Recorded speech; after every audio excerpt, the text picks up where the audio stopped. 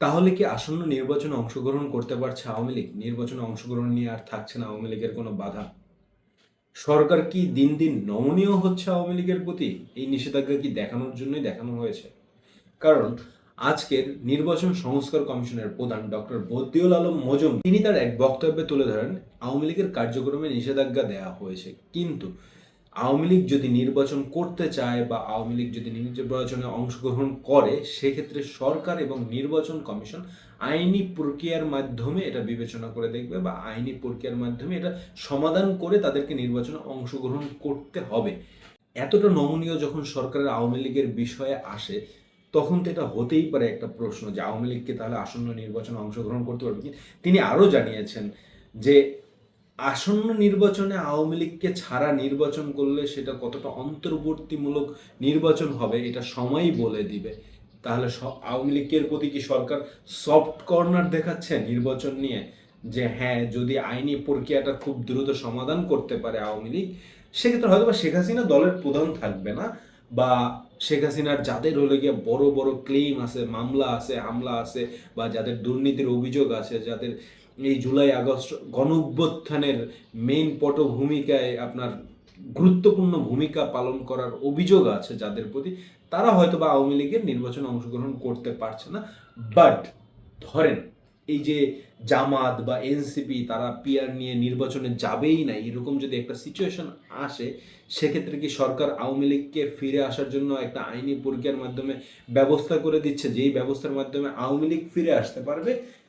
হয়তো বা প্রধান সরকারের ক্ষমতা আসতে পারবে না, বাট প্রধান বিরোধী দল হিসাবে আপনার অপোজিশনে থাকতে পারবে, এরকম একটা ব্যবস্থা করে দেওয়ার কি চিন্তা ভাবনা করছে সরকার? নাকি জামাত আর এনসিপিকে ভয় দেখানোর চিন্তায় এই কথাটা বলেছেন? আসুন আমরা এবার আলোচনা করে দেখি। ঘটনাটা হচ্ছে যে বদিউল আলম মজুমদার তিনি বাংলাদেশের বর্তমানে নির্বাচন সংস্কার কমিশনের প্রধান হিসেবে দায়িত্ব পালন করছেন, এবং তিনি বাইরের কান্ট্রি এবং বহির্বিশ্বের কূটনৈতিকদের চাপ সকল কিছু বিবেচনা করে মানে মোটামুটি একটা এক্সপ্লেনেশন দিচ্ছেন যে আওয়ামী লীগকে ছাড়া যদি নির্বাচন করা হয় এটা হয়তো বা গ্রহণযোগ্য নাও হতে পারে, বাট এটা সময় বলে দিবে তারা কতটা ভাবে আইনি প্রক্রিয়ার মাধ্যমে এই জিনিসটা সমাধান করতে পারছেন। তিনি আরো নির্বাচন নিয়ে বলেন এক্সটেন্ডেড করে যে নির্বাচনে এই যে ৮০,০০০-এর বেশি সৈন্য নামানো হচ্ছে, আর্মি নামানো হচ্ছে, ৪০,০০০-এরও বেশি ক্যাম্প থাকবে, মানে ক্যামেরা থাকবে, বডি ক্যামেরা, এগুলো দিয়ে আসলে নির্বাচন কতটা সুষ্ঠু করা যাবে এটা আসলে বলা যায় না। যদি নির্বাচনের আপনার এজেন্টদেরকে ধমকানো হয়, নির্বাচনে যদি আপনার ভোট কেন্দ্রে ঝামেলা পাকানো হয়, বা নির্বাচনে যদি বিভিন্ন ধরনের অর্থ বা কেলেঙ্কারির একটা সংযুক্তিতা থাকে, সেক্ষেত্রে নির্বাচন কতটা সুষ্ঠু হবে সেটা সরকার কন্ট্রোল করাটা খুবই দায়বদ্ধতার মধ্যে পড়ে যাবে। কারণ নির্বাচন সুষ্ঠু হতে হলে নিরাপত্তা দিতে হবে এজেন্টদের, নির্বাচন সুষ্ঠু হতে হলে ভোট কেন্দ্রগুলোকে নিরাপত্তা দিতে হবে, নির্বাচন সুষ্ঠু হতে হলে ভোট কেন্দ্রে কোনো ধরনের ঝামেলা যাতে না হয়, মানুষ যাতে নিরাপদ ফিল করে ভোট কেন্দ্রে এসে ভোট দেওয়াটা, এটা নিশ্চয়তা দিতে হবে। এর মধ্যে একটা সুষ্ঠু নির্বাচন করা সম্ভব।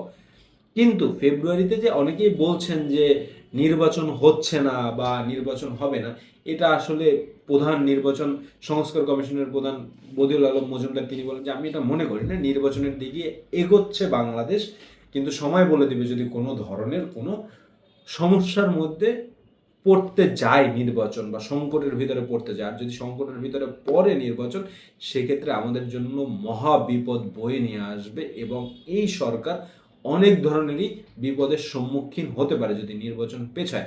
এবং সকল দলকে তিনি আহ্বান করেন যে আপনারা ভেদাভেদ ভুলে গিয়ে নির্বাচন এর দিকে সম্মুখীন হন, এবং পিআর বা সনাতন পদ্ধতিতে নির্বাচন হবে কিনা সেটা নিয়ে একটা আলোচনায় আসার দরকার, খুবই দ্রুত আসা দরকার। তো আওয়ামী লীগ যদি আইনি প্রক্রিয়াটা আপনার সমাধান করে আসতে পারে, এবং আইনিভাবে যদি তারা এমন কারো কাছে আওয়ামী লীগের দায়িত্ব হস্তান্তর করে, হয়তোবা সে কোনোভাবে কেলেঙ্কারির সাথে জড়িত না, বা আওয়ামী লীগের খুবই জ্যেষ্ঠ নেতা, এরকম আপনার সোহেল তাজকে দেখা যায় যে আপনার আওয়ামী লীগের অনেক সময় দায়িত্ব নিতে চায়, এরকমভাবে আসে, বা আপনার আগের president x president Sheikh Abdul Hamid তাকে হয়তো বা দিতে পারে, বা আইবি রহমানকে দিতে পারে, এরকম যারা হলে গিয়ে বাংলাদেশে বর্তমানে অবস্থান করছেন এবং উচ্চ পর্যায়ের নেতৃবৃন্দ আছেন, তাদের হাত ধরে যদি আওয়ামী লীগ ফিরে আসতে চায় এবং আইনি প্রক্রিয়া যদি সমাধান হয়, সেক্ষেত্রে হয়তোবা আওয়ামী লীগ আগামী নির্বাচনে অংশগ্রহণ করলেও করতে পারে। খুবই চিন্তার বিষয়, তাই না? যদি জামাত এবং এনসিপি এরকম লুটুর করে, আওয়ামী লীগ দেখবেন আগামী নির্বাচনে প্রধান বিরোধী দল হচ্ছে, এতে কোনো সন্দেহ নাই। ভিডিওটা ভালো লাগলে লাইক, শেয়ার এন্ড সাবস্ক্রাইব করুন। পরবর্তী ভিডিও দেখার জন্য আমন্ত্রণ রইল। আল্লাহ হাফেজ।